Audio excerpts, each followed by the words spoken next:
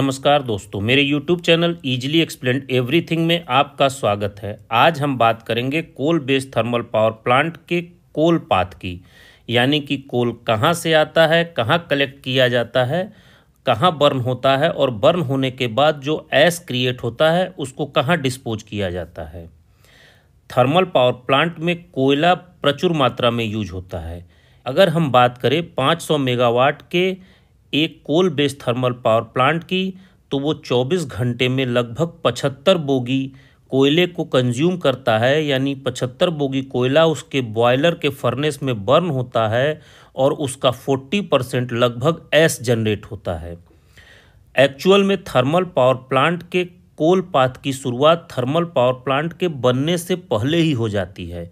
किसी भी thermal power plant को लगाने की अनुमति तभी दी जाती है जब उसके कोल लिंकेज का अनुमति मिल जाती है, यानी कि उस थर्मल पावर प्लांट के बॉयलर के फर्नेस में जलाने के लिए कोयला किस कोल माइन से आएगा, जब यह निश्चित हो जाता है तभी उस थर्मल पावर प्लांट को लगाने की अनुमति दी जाती है। स्क्रीन पर इस समय आपको कोल माइन से निकालकर इकट्ठा किया गया कोल दिख रहा होगा। इस इकट्ठा किए गए कोल को ट्रेन की बोगियों द्वारा कोल माइन से थर्मल पावर प्लांट तक पहुंचाया जाता है। अगर कोल लिंकेज इंपोर्टेड कोल का मिला है, जैसा कि स्क्रीन पर दिखाई दे रहा है, तो उसे शिप के द्वारा बड़े बड़े कंटेनरों में भरकर थर्मल पावर प्लांट तक पहुंचाया जाता है। जब यह ट्रेन की बोगियां थर्मल पावर प्लांट पहुंचती हैं तो इन्हें वैगन टिपलर में पूरी की पूरी बोगी को पलटकर कोल को नीचे गिरा दिया जाता है और इसे इकट्ठा कर लिया जाता है। इस इकट्ठा किए गए कोयले को सबसे पहले प्राइमरी क्रशर में डालकर छोटे छोटे टुकड़ों में तोड़ा जाता है और उसे कन्वेयर के द्वारा कन्वेयर बेल्ट वह होता है जो कोयले को एक जगह से दूसरे जगह तक ले जाता है।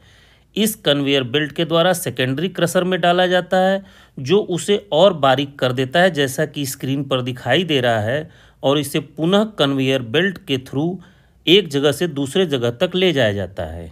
बॉयलर में जहां पर कोयला जलना है वह कोल यार्ड से लगभग 3 से 5 किलोमीटर दूर होता है, तो कोयले को कोल यार्ड से बॉयलर तक पहुंचाने के लिए एक कन्वेयर बेल्ट का नेटवर्क डेवलप किया जाता है। जब यह कन्वेयर बेल्ट बॉयलर तक पहुंचाता है तो सबसे पहले इसे फीडर फ्लोर पर ले जाया जाता है। बॉयलर के सबसे टॉप में एक फीडर फ्लोर होता है, जैसा कि स्क्रीन पर दिखाई दे रहा है। इस कन्वेयर बेल्ट के थ्रू कोयला सबसे पहले यहाँ पर आता है।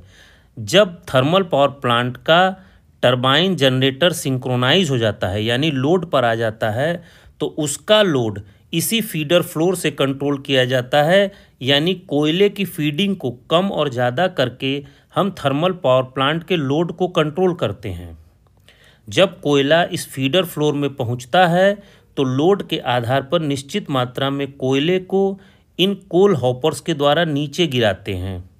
इन कोल हॉपर्स के नीचे कोयले को पीसने के लिए मिल लगे होते हैं जो कोयले को पीस कर पाउडर के फॉर्म में बनाते हैं। पाउडर मतलब जैसा कि पाउडर जनरली बच्चों को जॉनसन बेबी पाउडर यूज किया जाता है, उस पाउडर के फॉर्म में हम कोयले को बनाते हैं। कोयले को पाउडर में फॉर्म में बनाने के 2 अरेंजमेंट होते हैं, एक बाल मिल पल्वराइज़र, एक बाउल मिल पल्वराइज़र। स्क्रीन पर आपको बाल मिल पल्वराइज़र इस समय दिख रहा होगा। बाल मिल पल्वराइज़र एक सिलेंडर के टाइप का अरेंजमेंट होता है जिसके अंदर लोहे की बड़ी बड़ी बॉल को, जैसा कि स्क्रीन पर दिखाई दे रहा है, इन बड़े बड़े बॉल को कोयले के साथ डालकर इस एक्सिस पर गोल गोल रोटेट किया जाता है, जिससे कि कोयला इन बॉलों के बीच में आकर पिस जाता है। दूसरा होता है बाउल मिल अरेंजमेंट। बाउल मिल अरेंजमेंट में एक बड़े से कंटेनर के अंदर इस तरह के 3 बड़े बड़े रोलर लगे होते हैं। इनके बीच में कोयले को डालकर पीस कर इस तरह से पाउडर के फॉर्म में बनाया दिया जाता है, जैसा कि स्क्रीन पर दिखाई दे रहा है। जब बाल मिल या बाउल मिल में कोयला इस पाउडर के फॉर्म में बन जाता है तो उसमें बहुत तेज़ी से गर्म हवा डाली जाती है जो कोयले को उड़ाकर स्क्रीन पर दिख रहे ये जो पाइप हैं, इन पाइप्स के द्वारा, जैसा कि स्क्रीन पर दिखाई दे रहा है, इन फर्नेस के कॉर्नर से फर्नेस के अंदर फीड किया जाता है। सुविधा के लिए आपको बॉयलर के फर्नेस का टॉप व्यू दिखाया जा रहा है, जिसके चारों कोनों से पाइप के द्वारा कोल को फर्नेस के अंदर भेजा जा रहा है। जब गर्म हवा के साथ ये कोल फर्नेस के अंदर पहुंचता है और उसको इग्नाइट कर दिया जाता है तो वहाँ पर आग जलने लगती है।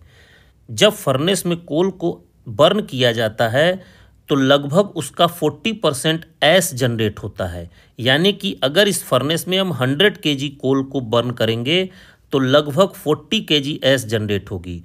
उस 40 kg ऐश का 20% ऐश वहीं पर नीचे गिर जाता है, जिसे हॉपर के द्वारा बाहर निकाल लिया जाता है।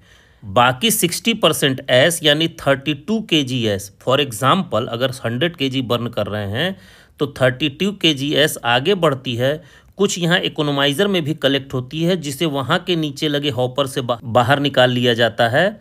बाकी ऐश फ्लू गैस के साथ आगे बढ़ते हुए ईएसपी में इंटर करती है। जब फ्लू गैस इस ईएसपी से पास होती है तो ये ईएसपी इतने इफ़िशियंट होते हैं कि उसमें से लगभग 99.9% ऐश को कलेक्ट कर लेते हैं। इसके बाद जो फ्री यानी ऐश फ्री फ्लू गैस को हम चिमनी में देते हैं और जैसा कि स्क्रीन पर आपको दिखाई दे रहा है, चिमनी से वो ओपन एयर में एग्जॉस्ट कर दिया जाता है।